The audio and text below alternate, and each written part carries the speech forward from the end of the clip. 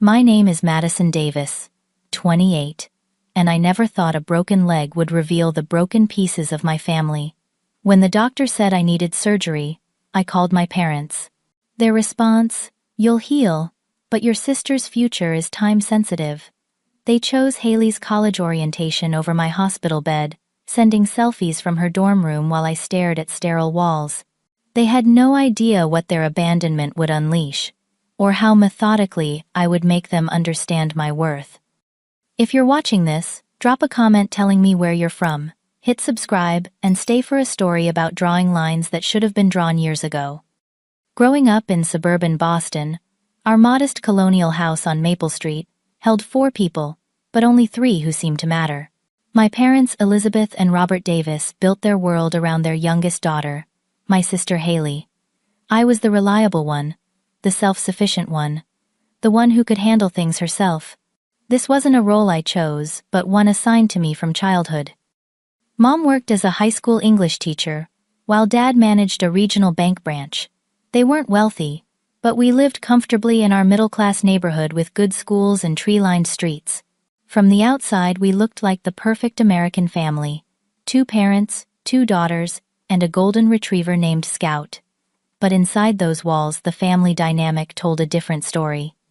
I learned early that being capable meant being overlooked when I brought home straight, as my parents would nod and say, "Of course that's what you always do." When Haley managed a B-, they'd celebrate with ice cream and praise. The pattern was subtle at first, small inequities that I convinced myself were normal. Maybe all older siblings felt this way. Maybe I was just being sensitive. But the evidence mounted year after year. When I was 12, I made the state science fair finals. The competition fell on the same weekend as Haley's soccer tournament. "We'll try to make it to your thing after her game," Mom promised. They never showed. I accepted my second-place ribbon alone, while a teacher awkwardly took my photo. When I got home, the refrigerator already displayed 5 new photos of Haley in her uniform. "Your sister needs the encouragement," Dad explained, when I finally gathered the courage to ask why they missed my event. "You're already confident and successful. She struggles more than you do." This became their constant refrain. Haley needed more attention, more support, more presence. My independence wasn't celebrated, it was exploited. It created the perfect cycle. The more self-sufficient I became, the less they felt I needed them, which pushed me to become even more self-reliant. My 13th birthday party was canceled when Haley came down with a mild cold. My 16th was postponed twice, before being forgotten entirely because of Haley's drama club and dance recital. I stopped expecting celebration by my 18th birthday, and made plans with friends instead. When Mom seemed surprised I wasn't having a family dinner, I reminded her of the pattern. She dismissed it entirely. "Don't be dramatic, Madison. We've always celebrated your birthdays." The gaslighting hurt more than the neglect. At least, neglect acknowledged reality, even a painful one. Denial rewrote my experiences entirely. The pattern continued through high school, where I excelled academically and participated in debate team and environmental club. My parents attended exactly 2 of my debates in 4 years, both times because Haley happened to be between activities. They never missed a single one of her performances, even driving 3 hours to see her play a non-speaking role in a regional theater production. I adapted by building a life they weren't central to. I developed close friendships, found mentors and teachers, and spent time with my grandmother Elaine, my mother's mother, who saw the dynamic clearly. "Your parents mean well," Grandma Elaine would tell me during our Sunday afternoon teas at her small apartment across town. "But they've convinced themselves that love means giving the most attention to whoever struggles the most. It's not fair to you, sweetheart." Grandma Elaine became my safe harbor. In her small living room with crocheted blankets and the scent of lemon cookies, I felt seen in a way I never did at home. She attended my debate tournaments, helped me apply to colleges, and celebrated my achievements without qualification. When I left for college at Boston University, close enough to visit Grandma Elaine regularly but far enough to escape my parents' orbit, The physical distance helped me gain perspective. I studied environmental engineering, found friends who valued me, and built a life based on reciprocity rather than constant giving. I thrived in this new environment, where my competence was rewarded rather than taken for granted. After graduation, I secured a position at a respected environmental consulting firm in Boston. I found an apartment in Cambridge, with 2 roommates, established a routine that included weekly dinners with Grandma Elaine, and maintained cordial but distant relations with my parents. I showed up for holiday gatherings and occasional Sunday dinners, listened to endless stories about Haley's college adventures at NYU, and accepted that our family dynamic would likely never change.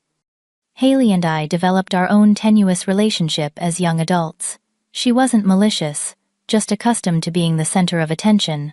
When we spent time together without our parents, glimpses of genuine connection emerged. She was studying communications and theater, forever changing her career goals, while our parents funded each new passion. Meanwhile, I steadily advanced in my career, managing increasingly complex environmental impact assessments for construction projects throughout New England. By 28, I had been promoted twice, started building my retirement accounts, and was considering buying my own condo. I made several attempts to address the imbalance with my parents. Once, after a particularly one-sided Christmas, where Haley received twice as many gifts despite us both being adults with jobs, I gently pointed out the disparity. "You're just more practical, honey," Mom said. "Haley appreciates the little things more. You've always been focused on the bigger picture." The conversation went nowhere, as they twisted my observation into another supposed virtue that justified their neglect. Dad added, "When you have kids of your own someday, you'll understand that different children need different things." I stopped trying to make them see. Instead, I focused on building a life rich with people who showed up consistently, friends who remembered my birthday without reminders, colleagues who valued my contributions, and Grandma Elaine who loved me without condition.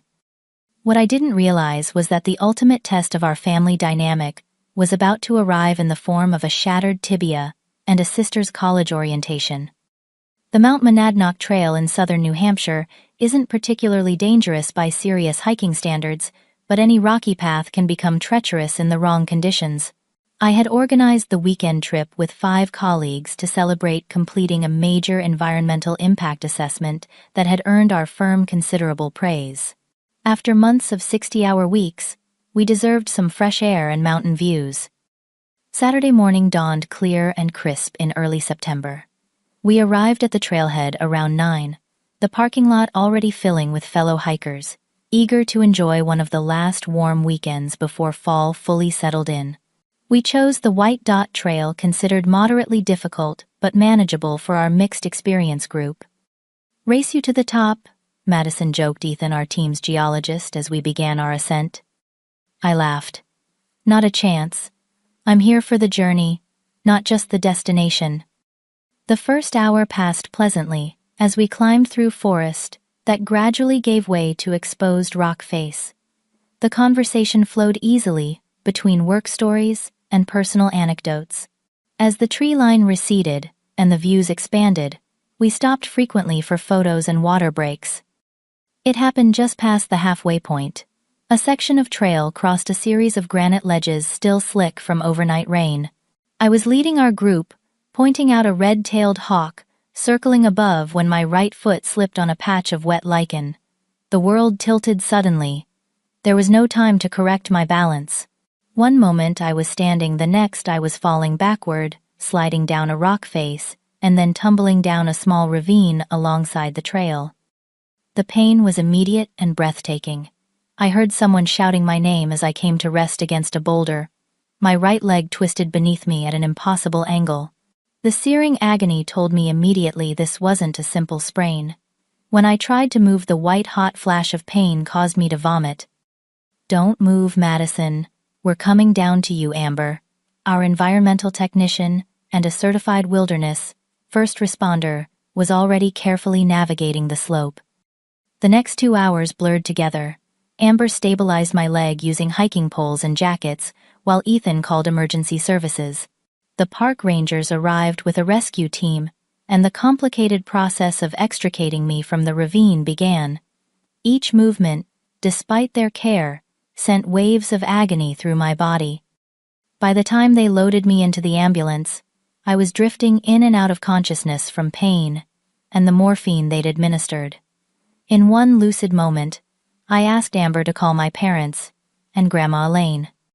At Monadnock Community Hospital's emergency department, X-rays confirmed what I already suspected, a complex tibial fracture that would require surgery. The orthopedic surgeon on call, Dr. Patel, explained that I had a comminuted fracture with several bone fragments that would need to be realigned and secured with plates and screws.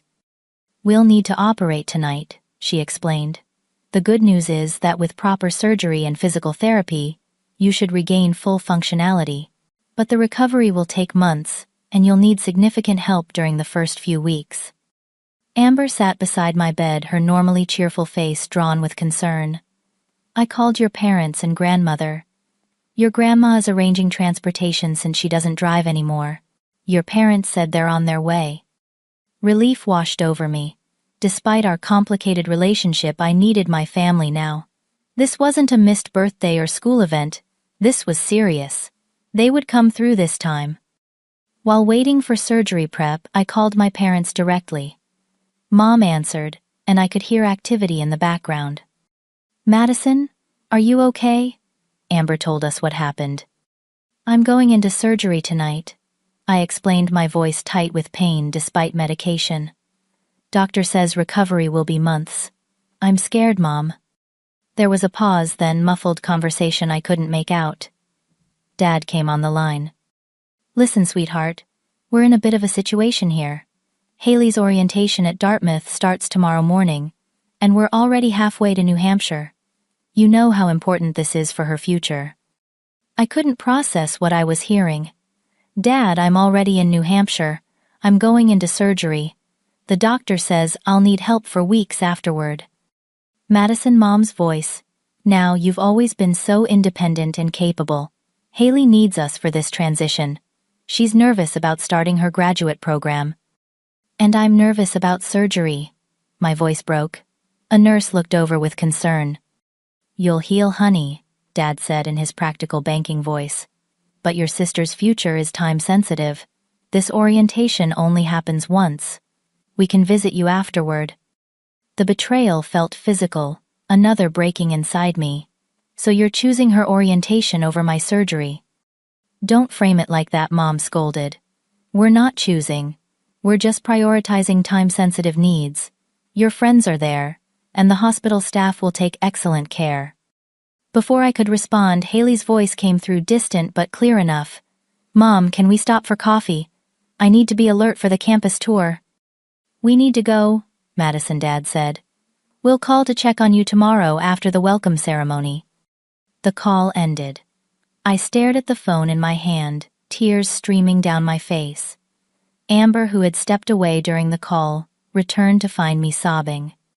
"Madison, what happened?" "They're not coming," I whispered. "Haley's graduate school orientation is more important."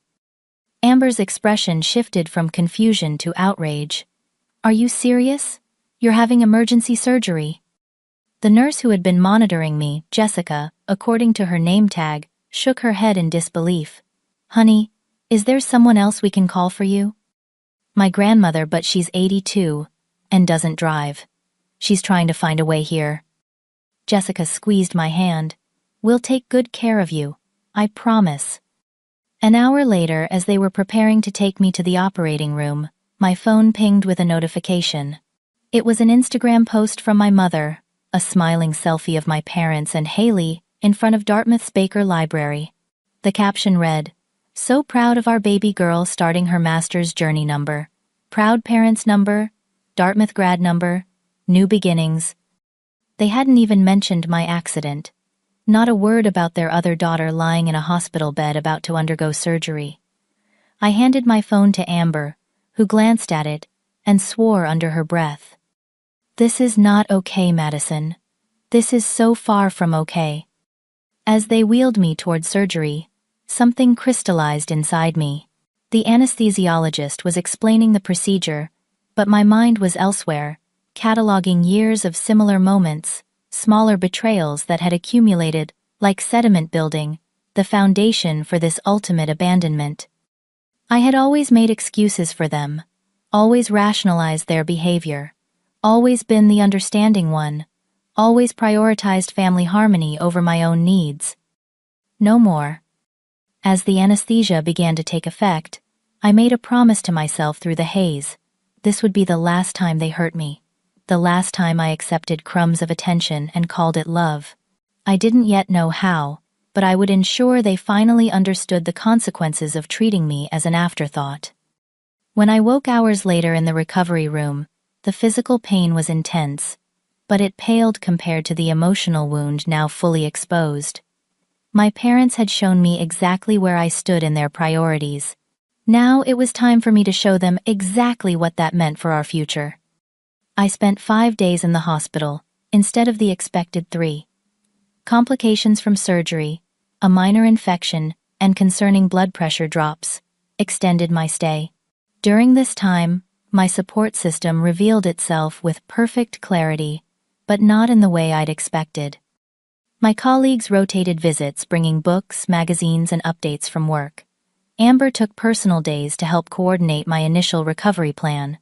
My boss sent a massive fruit basket and assured me my position was secure, telling me to focus solely on healing. Grandma Elaine arrived on the second day, having convinced her neighbor Franklin to drive her the hour and a half to the hospital. At 82, she couldn't physically help much, but her presence provided the emotional anchor I desperately needed. "I gave your mother a piece of my mind," she told me, her thin hands clutching mine. "I raised her better than this." My parents, meanwhile, called once daily with brief, distracted conversations. They visited on day 4 for exactly 47 minutes, bringing a small plant and nervous energy. Haley sent a text with a sad face emoji, and, "Get better soon, sis." While the physical pain was substantial, the enforced stillness gave me time to think with unusual clarity. Something fundamental had shifted inside me. The fracture in my leg had exposed the fractures in my family relationships that could no longer be ignored or minimized. On the morning before discharge, I was updating my medical forms when something caught my attention. Despite being 28 with my own established life, I was still listed as my parents' emergency contact on several forms. The irony wasn't lost on me. I was their emergency contact, but they couldn't be bothered to be present for my emergency. This realization triggered a cascade of memories about other connections that remained between us. I was still the beneficiary on their life insurance policies and retirement accounts, a fact I knew from helping Dad organize his financial documents last year. I was a co-signer on the family vacation property at Lake Winnipesaukee, a small cabin purchased when I was 22, and had just started my career. Most significantly, I managed the investment account that funded Haley's tuition for her master's program, a responsibility I had taken on 2 years ago when Dad complained about the complexity of the portfolio. I had remained deeply integrated in my family's practical affairs, even as they kept me emotionally at arm's length. I was good enough to handle responsibilities, but not important enough to receive care in crisis. The imbalance was suddenly, glaringly obvious. "You look like you're plotting something," Grandma Elaine observed, returning from the cafeteria with tea. "I'm just realizing some things about boundaries," I replied. She settled into the chair beside my bed. "It's about time. Want to tell me what you're thinking?"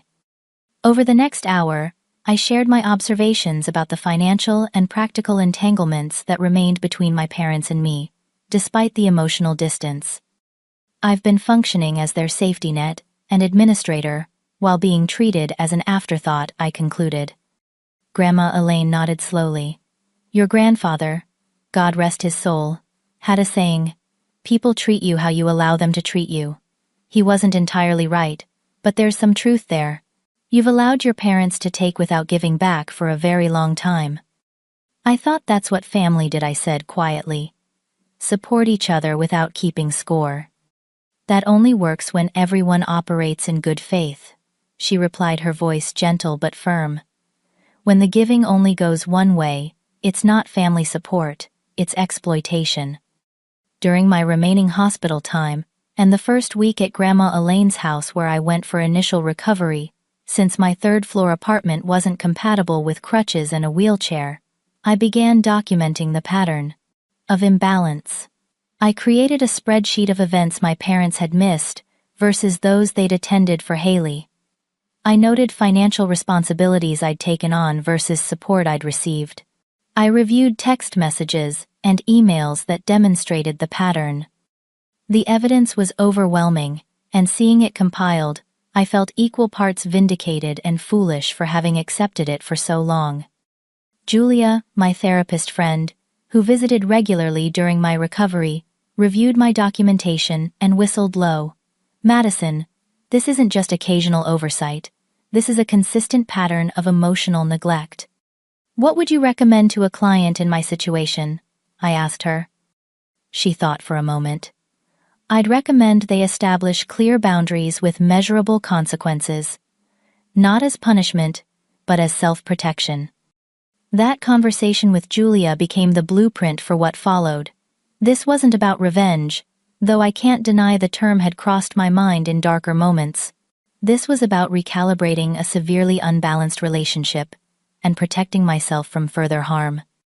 I consulted with my friend Derek, a financial advisor, about my legal options regarding the various accounts and responsibilities I managed for my family. "You're not legally obligated to continue managing their investments," he confirmed. "As for the vacation property, you could request to be removed as cosigner, though that might require refinancing on their part." Armed with this information, I began drafting a comprehensive plan during my long hours of enforced rest. The strategy wasn't to hurt my parents or deprive Haley, it was to create a clear demonstration of my value by systematically removing the support they had taken for granted. Throughout this planning period, my parents remained largely absent. They called occasionally with distracted conversations that quickly turned to Haley's adjustment to graduate school. They visited once more, bringing grocery store flowers and staying just long enough to fulfill their obligation before citing a dinner reservation they couldn't miss. Grandma Elaine watched their departure with a sad shake of her head. "Your mother was raised better than this. I don't know where I went wrong with her." "You didn't," I assured her. "Their choices are their own." One afternoon, about 3 weeks into my recovery, Grandma Elaine shared family history that illuminated much about our dynamics. "Your mother was the baby of our family too," she explained. "Her older brother Thomas was brilliant but troubled, addiction issues that consumed much of our attention. Your mother learned that creating small dramas would pull focus her way. I see the same pattern with Haley. And I'm like Uncle Thomas. The one expected to handle everything alone," I asked. "No, sweetheart. Thomas failed because we overhelped him. You've succeeded despite being underhelped. That's the tragedy here." This conversation solidified my resolve. The pattern wouldn't change unless I forced the issue. My parents had shown me exactly where I stood in their priorities. Now it was time they understood exactly what that would mean for our future relationship. With clarity of purpose and Derek's professional guidance, I finalized my plan. The implementation would begin once I returned to my own apartment and could access all necessary documents and accounts. The timeline was set. The boundaries were clear. For the first time in my life, I would demand the respect I deserved, not through pleas or explanations that had failed in the past, but through clear demonstration of my value by its sudden absence. 6 weeks after the surgery, I was cleared to return to my apartment with modified work arrangements. My company allowed me to work remotely 3 days a week while I continued physical therapy and recovery. The metal hardware in my leg was a constant reminder of both physical and emotional pain, but it also became a symbol of reconstruction. Both my body and my boundaries were being rebuilt with stronger material. My first strategic action was scheduling a meeting with my family's financial advisor, Raymond Goldstein. I'd known Ray since I was 24, when I first began helping with family financial matters. He greeted me warmly at his downtown office, concern evident as he noted my crutches. "Madison, good to see you recovering. Your father mentioned your accident to nasty business. With hiking, was it? I noted the vague awareness. My father had mentioned my accident, not detailed the severity or expressed significant concern. Complex tibial fracture requiring surgical reconstruction, I clarified. I'll be in physical therapy for months. Ray winced sympathetically. Terrible timing with your sister starting graduate school, too. Family resources stretched thin, I imagine. That's partly why I'm here, I replied, maintaining a professional tone. I need to recalibrate some financial arrangements. Over the next hour, I methodically untangled myself from family financial responsibilities. I transferred management of Haley's education fund directly to my parents, removing myself as the account administrator. I set up automated notifications for any financial decisions involving accounts where my name appeared. I documented everything meticulously, ensuring all changes were legal and properly recorded. Your parents have relied heavily on your financial acumen, Ray noted, looking slightly concerned. Are you sure about these changes? I'm sure they can manage, I replied. After all, I need to focus on my recovery now. Ray nodded, though his expression suggested he understood more than I was explicitly stating. I'll inform them of these changes during our quarterly review next week. Thank you. I'd appreciate if you mentioned that these adjustments reflect my need to simplify responsibilities during recovery. My next step was addressing the vacation property at Lake Winnipesaukee. I contacted the bank holding the mortgage and requested removal as cosigner. This would require my parents to refinance, but given my father's position at a bank, this shouldn't present significant hardship, merely inconvenience, and perhaps a slightly higher interest rate without my excellent credit score on the application. With the financial recalibration underway, I turned to establishing physical and emotional distance. I declined the next family Sunday dinner with a simple text. Still managing pain and mobility issues. Can't make it this week. When my mother pushed with, "We could pick you up," I responded with clarity. I need quiet recovery time. We'll let you know when I'm up for family gatherings again. I set up auto responses to their messages. Thanks for your note. I'm focusing on recovery and limiting communications. We'll respond within 48 to 72 hours. This created a buffer that allowed me to engage on my terms rather than jumping to attention whenever they decided to acknowledge my existence. These small boundaries immediately revealed how accustomed my parents had become to my constant availability. My mother called 3 times after receiving my auto-response, leaving increasingly concerned voicemails. My father sent an email asking if I was upset about something. Neither directly acknowledged the potential connection to their absence during my medical crisis. Meanwhile, I focused on strengthening relationships with people who had demonstrated genuine care. My colleagues who had visited the hospital became regular dinner guests as I regained mobility. Julia, my therapist friend, connected me with a support group for adult children of emotionally neglectful parents. Through this group, I met others with similar experiences, who provided validation and strategies. Most significantly, I deepened my relationship with Grandma Elaine, visiting her 3 times weekly, and helping arrange updates to her apartment that would allow her to age in place more safely. The time with her became a healing balm, showing me what family support should feel like. You seem different, she observed one afternoon as we sorted through old family photographs, more settled in yourself. I'm learning that respect comes from boundaries, not endless accommodation, I replied. She smiled. It's a lesson I wish I'd learned earlier in life. Your grandfather and I might have had an easier time of it. 3 weeks into my boundary setting, my parents made an unexpected visit to Grandma Elaine's house while I was there for Sunday tea. They arrived unannounced, bringing forced cheerfulness and an obvious agenda.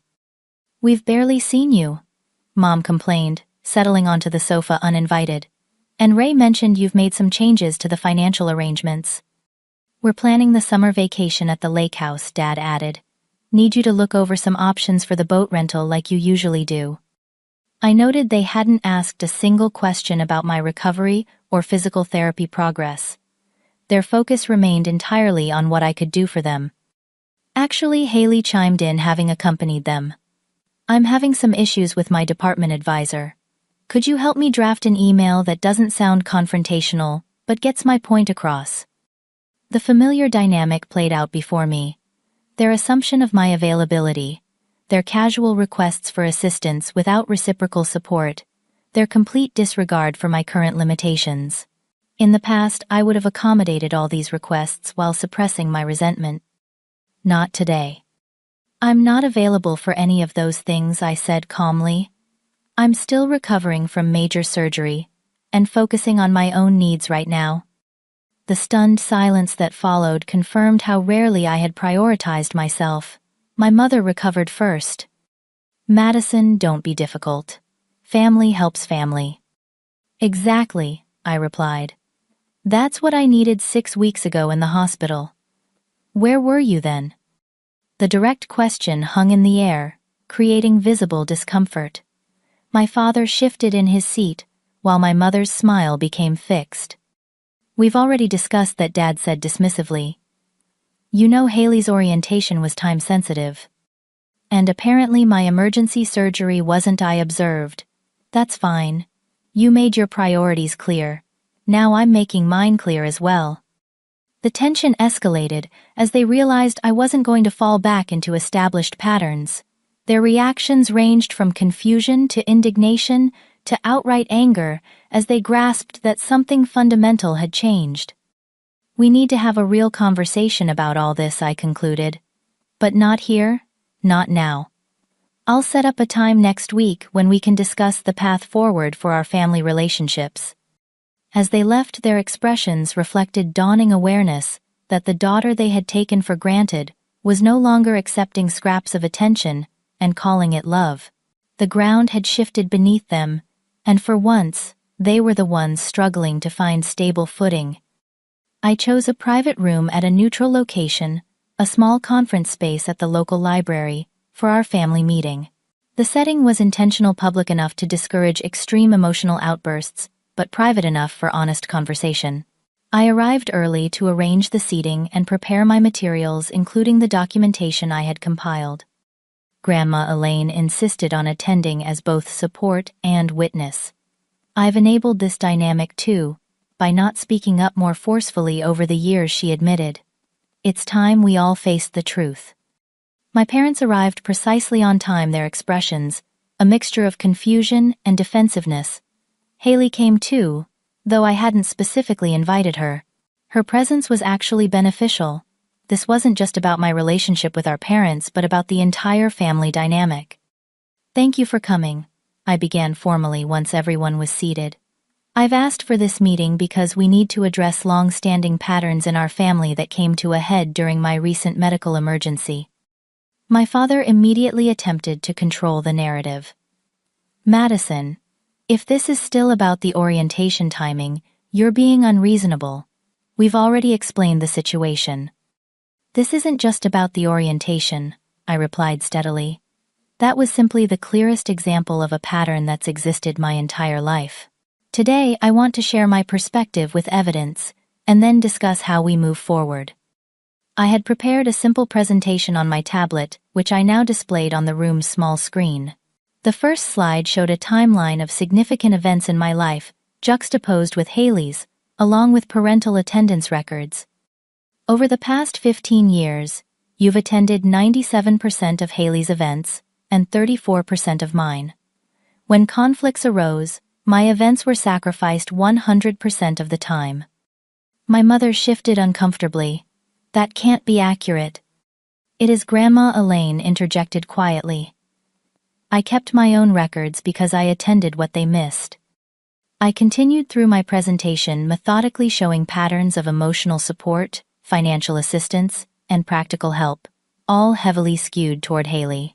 I presented text message, exchanges, emails, and calendar entries that documented the imbalance. I included financial records showing my contributions to family stability, alongside the minimal support I'd received. The hospital incident wasn't an anomaly, I concluded. It was the logical extension of a pattern where my needs are consistently deemed less important. Throughout my presentation, my parents' expressions shifted from defensive to uncomfortable, to genuinely shocked as the evidence mounted. Haley stared at the floor, occasionally glancing up with a pained expression. "We had no idea you felt this way," my mother finally said, her voice small. "That's not accurate," I countered gently, but firmly. "I've expressed these concerns multiple times over the years. Each time my feelings were dismissed or explained away. What's different now is that I'm no longer accepting the dismissal." My father, ever the pragmatist, tried to reframe the situation. "Every family has different dynamics, Madison. We never meant to make you feel less important." "Impact matters more than intent," I replied using a phrase I'd learned in therapy. "And the impact has been harmful." I then outlined how my injury and their response had affected me physically and emotionally. I described the fear of going into surgery without family support, the humiliation of explaining their absence to concerned medical staff, and the profound loneliness of recovery without their presence. "The nurse who cared for me after surgery showed more concern in 24 hours than you demonstrated in 6 weeks, I said, my voice finally betraying emotion. "She was a stranger who understood basic human compassion better than my own parents." My mother began crying quietly. My father stared at his clasped hands. Haley looked stricken. "I didn't realize," she whispered. "I was so caught up in my orientation. I should have." I cut her off gently. "This isn't primarily about you, Haley. You've been responding to the dynamic our parents created. This is about patterns established long before either of us had any control." I then moved to the final part of my presentation, the consequences and conditions. "I've already implemented several changes," I explained, outlining the financial restructuring and boundary setting I'd established. "I've removed myself as co-signer on the Lake House, transferred management of Haley's education fund directly to you, and withdrawn from the family investment advisory role." My father looked up sharply. "That explains the calls from the mortgage company. Madison, those changes create significant complications for us." "I understand," I acknowledged. "Just as my injury created significant complications for me, complications I faced largely alone." The parallel hung in the air between us. "Moving forward, I'm setting clear conditions for my participation in this family," I continued. "I'm not cutting contact, but I am fundamentally changing how I engage." I outlined my boundaries: no more automatic availability, no more unbalanced giving, no more accepting disregard for my needs. I would attend family gatherings only when emotionally prepared, and would leave if old patterns emerged. I would no longer manage family logistics, finances, or problem-solving unless reciprocal support was demonstrated consistently. "These aren't punishments," I clarified. "They're self-protection and necessary rebalancing." The silence following my presentation was profound. My parents seemed genuinely stunned by the comprehensive evidence and clear consequences. Their shock revealed how deeply they had normalized the imbalance, so much so that its clear documentation appeared revelatory rather than confirmatory. "I don't know what to say," my mother finally managed. "We never intended." Again, impact over intent, I reminded her. "What matters now is whether you're willing to acknowledge the pattern and commit to change." My father, ever solution-oriented, asked, "What exactly do you want from us, Madison?" "Equal consideration, reciprocal support, acknowledgement of my value beyond what I can do for the family, and most importantly, accountability when you fall short, because patterns don't change overnight." The discussion that followed was difficult but necessary. My parents alternated between defensiveness and genuine remorse. Haley mostly listened occasionally, offering insights about how she'd benefited from and been limited by her role as the family favorite. Grandma Elaine provided historical context, helping my parents connect their behavior to patterns in their own upbringing. "Elizabeth," she said to my mother, "you're repeating what your father did, focusing on the squeaky wheel while taking the reliable one for granted." By the meeting's end, no magical transformation had occurred, but something important had shifted. My parents left with a new awareness they couldn't unsee, and practical consequences they couldn't ignore. For the first time, I had spoken my truth without softening it to protect their feelings, and for the first time they had truly heard me. As we gathered our things to leave, Haley approached me tentatively. "I never saw it before," she admitted. "But looking at your presentation, it's so obvious." "I'm sorry, Madison. It wasn't your responsibility to see it," I told her. "But I appreciate that you do now." The confrontation wasn't an ending, but a beginning, the first step toward either rebuilding our family on healthier terms or accepting its limitations and adjusting my expectations accordingly. Either way, I had finally claimed my worth in a language they couldn't ignore or dismiss. The weeks following our confrontation brought predictable turbulence. My parents cycled through various stages of response: initial defensiveness, giving way to anger, then to bargaining, and finally to the beginnings of genuine reflection.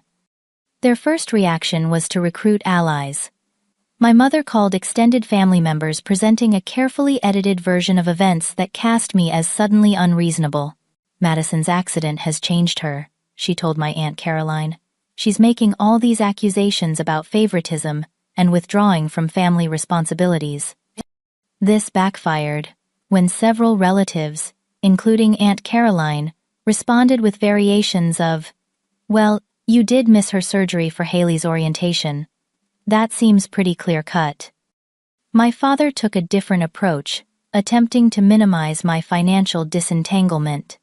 "These changes are causing us real difficulties. Madison," he complained during a phone call, "the lake house refinancing is increasing our monthly payment by $200. "I understand that's challenging," I replied calmly, just as recovering from surgery without family support was challenging for me. His silence acknowledged the parallel I'd drawn. Haley's response surprised me most. After our family meeting, she requested lunch just between us, our first one-on-one conversation in months. We met at a small cafe near my apartment, her usual confident demeanor replaced by uncharacteristic nervousness. "I've been thinking about everything you showed us," she began, fidgeting with her napkin. "At first I was defensive, like you were attacking me for being the favorite. But then, I started remembering things differently, like when you won that engineering scholarship, and Mom and Dad barely mentioned it because I had drama club issues that week." That's exactly the pattern I confirmed. "The thing is," she continued hesitantly, "being the favorite isn't actually great either. I never developed your independence or confidence. I still call Mom about everything, because I never had to figure things out myself. Your presentation made me realize I'm 25 with the coping skills of a teenager." This perspective shift opened a new dimension in our relationship. For the first time, we discussed the family dynamic as adults, examining how it had shaped us both, me into hyper-independence, her into prolonged dependence. This conversation marked the beginning of a more authentic sister relationship, one based on mutual understanding rather than competition for parental attention. Grandma Elaine remained my steadfast supporter throughout this period. "Your mother's angry because you've held up a mirror she doesn't want to look into," she observed during one of our regular visits. "But I've noticed she's starting to ask questions about her own childhood. That's progress." Indeed, about a month after our confrontation, my parents began showing small signs of accountability. It started with my father, who had always been more practically minded. "I've been reviewing our calendar from the past few years," he admitted during a brief visit to drop off mail that had been delivered to their house. "The attendance disparity you documented, it's accurate. I just never saw the pattern before." My mother took longer to acknowledge reality. Her breakthrough came during a challenging family therapy session that I had agreed to attend after they requested it. "I think," she said slowly, tears streaming down her face, "I've been recreating my own childhood dynamic. My parents always focused on my brother's problems while expecting me to just handle everything on my own. I resented it so much, and yet I did the exact same thing to you, Madison." This moment of self-awareness didn't instantly repair our relationship, but it opened the door to genuine change. The therapy sessions continued, sometimes productive, sometimes frustratingly circular. My parents would make progress, then slip back into old patterns, then recognize their regression and try again. 3 months into this family reconstruction process, a minor health scare with my father created an unexpected opportunity for new patterns to emerge. He required a routine outpatient procedure, but needed someone to drive him home afterward. In the past, I would have automatically rearranged my schedule to help regardless of the impact on my work or personal commitments. This time I assessed honestly. I had an important project deadline that day that couldn't be moved. I can't drive you that day, I told him directly, but I can help arrange another solution if you need. Instead of the guilt trip I might have received in the past, my father simply said, I understand. Your work is important. I'll ask Uncle Robert. This small exchange represented significant progress, my needs and commitments being respected rather than dismissed, and my father finding solutions rather than expecting me to sacrifice. By the 6-month mark after our confrontation, our family dynamics had shifted noticeably. The changes weren't dramatic or perfect, but they were meaningful. My parents began checking before assuming my availability for family events. They showed interest in my career and recovery without immediately pivoting to Haley's activities. When they slipped into old patterns, they caught themselves more quickly, or accepted my gentle reminders. Haley and I developed a relationship independent of our parents meeting regularly for coffee, and gradually building genuine sisterly connection. The most significant moment came during a family gathering to celebrate Grandma Elaine's birthday. As gifts were being opened, my mother suddenly seemed to realize something. She disappeared into the guest room and returned with a small wrapped package. This is late, she said, handing it to me. About 16 years late, actually. Inside was a silver bracelet with a small charm shaped like a microscope. I looked at her questioningly. When you won the state science fair in 8th grade, she explained, her voice thick with emotion. We missed it for Haley's soccer tournament. I bought this to give you, but then, I don't know, time passed and it seemed too late, and eventually I just put it away. I'm sorry, Madison. I really am. The bracelet wasn't valuable in monetary terms, but the acknowledgement it represented was priceless. For the first time, my mother had fully recognized a specific moment of favoritism and taken concrete action to address it, however belatedly. I slipped the bracelet on. Thank you for remembering, I said simply. That evening, as we gathered around Grandma Elaine's dining table, I observed our family with new eyes. We weren't transformed into a perfectly balanced unit. Decades of patterns couldn't dissolve in 6 months. But we were learning a new way of relating that made space for everyone's needs and contributions. My father raised his glass in a toast to Grandma Elaine. To the wisest among us who saw what the rest of us missed for too long. His eyes met mine briefly, acknowledging the double meaning in his words. The road ahead would still hold challenges and regressions, but for the first time I felt cautiously optimistic that our family could rebuild on a foundation of mutual respect rather than unbalanced expectations. 1 year after my accident, I stood at the summit of Mount Monadnock, gazing across the landscape that had changed the course of my life. The physical journey back to this spot had been arduous, months of physical therapy, gradual strength building, and overcoming the psychological fear of returning to the place where I'd been so severely injured. My right leg, now healed, but forever marked by surgical scars and internal hardware, ached dully from the climb. The physical reminder of my injury would likely always remain, just as the emotional scars had healed, but left their own marks on my psyche.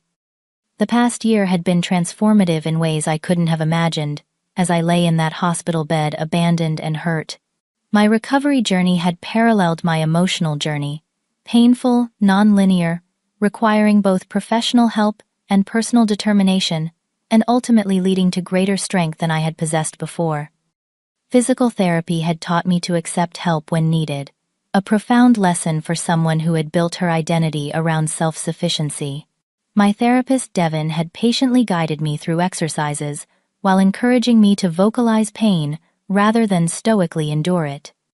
Asking for help isn't weakness, he reminded me regularly. It's human connection. This philosophy extended beyond physical recovery into my emotional life. I learned to identify needs and express them directly rather than silently meeting everyone else's needs while neglecting my own. I practiced accepting support from worthy sources while maintaining boundaries with those who had proven unreliable. My friendship circle deepened and expanded during this period. Colleagues who had shown up during crisis became close friends. My support group for adult children of emotionally neglectful parents provided community with others who truly understood the unique pain of being overlooked rather than overtly abused. Most significantly, I created personal traditions that centered my own joy rather than revolving around family obligation. I celebrated achievements with friends who genuinely cheered my success. I took solo travel adventures to places I'd always wanted to explore. I redesigned my apartment to reflect my preferences rather than accommodating constant family visitors. These changes reflected a fundamental shift in my relationship with myself, from someone who derived worth primarily from utility to others, to someone whose intrinsic value existed independent of what I could provide. My family relationships continued their slow evolution toward healthier dynamics. Progress wasn't linear. Old patterns occasionally reasserted themselves during holidays or times of stress. The difference now was that I clearly identified these regressions and held firm boundaries rather than accommodating for the sake of false harmony. My parents gradually adapted to our recalibrated relationship. My father, the more pragmatic of the two, adjusted more quickly to the new reality. He began consulting me as an equal about financial matters, rather than assigning me responsibilities without authority. He expressed genuine interest in my career and recovery, without immediately pivoting to Haley's activities. Most importantly, he acknowledged when he slipped into old patterns and made visible efforts to correct course. "I'm trying to see you clearly," he told me during a conversation, 6 months after our confrontation. Not just as the capable daughter who handles everything, but as Madison, with her own needs and dreams. My mother's journey was more emotionally complex. Her identity had been built around her particular style of mothering, and recognizing its harmful aspects threatened her self-perception. Therapy helped her connect her treatment of me to her own childhood experiences, of being simultaneously neglected and expected to excel. I think she admitted during a particularly honest conversation, "I resented your independence because I never had the chance to develop my own. I was always taking care of everyone else." This insight didn't excuse her behavior, but helped explain the multi-generational pattern at work. Breaking this cycle became important to both of us. Haley and I developed a relationship based on mutual respect, rather than competition for parental attention. As she worked through her own therapeutic process, she gained insight into how being the favored child had limited her growth. "I never developed your resilience," she observed, during one of our now regular sister lunches. "Every obstacle was removed for me, so I never learned to overcome anything on my own." We began supporting each other's growth in ways our parents never facilitated, she attending my environmental engineering presentations, me helping her navigate graduate school challenges without solving everything for her. The first Thanksgiving after my accident became a watershed moment in our family reconstruction. I hosted at my apartment, setting clear boundaries about timing and expectations. My parents arrived with appropriate contributions rather than last-minute demands. Haley helped with preparation instead of expecting service. Grandma Elaine watched with quiet satisfaction as we navigated this holiday with new awareness. "You've changed the pattern for generations to come," she told me privately, as we washed dishes. "Even if you never have children of your own, you've shown Haley a different way that she'll carry forward." Professionally, my recovery period ultimately strengthened my career. The necessary accommodations during healing led to flexible work arrangements that improved my productivity and satisfaction. My company's support during crisis built loyalty that translated to greater commitment once I returned fully. Most significantly, the confidence I gained from establishing boundaries in my personal life extended to professional assertiveness that led to a significant promotion. My boss, Stephanie, noted this change during my performance review. "You've always been excellent technically, Madison, but this past year you've developed leadership presence. You advocate for yourself and your team, with clarity and conviction. This growth extended into my personal relationships as well. 6 months after my accident, I met Daniel, an architectural engineer who specialized in sustainable building design. Our relationship developed slowly and thoughtfully, built on honest communication and mutual respect, rather than the caretaking dynamic I had unconsciously sought in previous relationships. What I admire most about you, Daniel told me one evening, is how clearly you know your own worth. You don't need me to validate you. You choose to be with me, because it adds to an already complete life. As I stood on that mountain summit a year after my fall, I reflected on the wisdom gained through this difficult journey. The broken leg had forced me to stop running on autopilot and examine patterns I had accepted as unchangeable. The abandonment had clarified which relationships deserved my investment and which required firm boundaries. The recovery had taught me that healing is never just physical, but encompasses mind, heart, and soul. Most profoundly, I had learned that love should never require the sacrifice of dignity. Real love makes space for all participants to have needs, to express pain, to set limits. The family pattern I had accepted for decades wasn't love in its healthiest form. It was a dysfunctional system that diminished all of us in different ways. Setting boundaries wasn't selfish, but an act of love, for myself primarily, but ultimately for my family too. By refusing to participate in harmful patterns, I offered them the opportunity to grow beyond limitation. Some took that opportunity more readily than others, but all were changed by the shift in dynamic. The patterns established over decades couldn't transform overnight, but they could evolve with consistent effort and clear consequences. The work wasn't finished, it might never be complete, but the trajectory had fundamentally changed. As I began my descent from the mountain, I felt a sense of peace that had eluded me for most of my life. The path forward wasn't perfectly clear, but I now possessed the tools and wisdom to navigate whatever challenges emerged. I had learned to define my own worth, regardless of family narrative, to build connections based on reciprocity, rather than obligation, and to recognize that sometimes the most loving action is simply to stand firm in your truth. What was your most profound realization about family dynamics or self-worth? Have you ever had to set difficult boundaries with loved ones? Share your experience in the comments below. And if this story resonated with you, please like, subscribe, and share with someone who might need to hear it. Remember, your worth isn't determined by how much you give or sacrifice. It's inherent, unchangeable, and completely yours. Thank you for joining me on this journey of healing and growth.